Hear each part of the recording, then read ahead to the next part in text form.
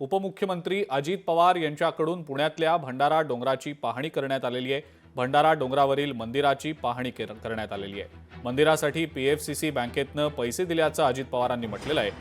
कुंडमळ्याला तिसऱ्या दिवशी पाहणीला गेलो म्हणून टीका करण्यात आली। लांबी रुंदी करून आलो, नुसती पाहणी नाही असं अजित पवार म्हणतात।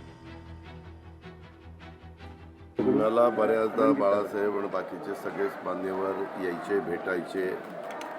माजी आमदार आज आपल्यात हयात नाही ते कमर्शियल वेगळे साहेब पण यायचे। सुनीलनी पण अनेकदा मला सांगितलं, अनेक आमचे ट्रस्टी यायचे आणि ते सांगायचे की दादा भंडारा डोंगरावर आम्ही असं करतो तसं करतो।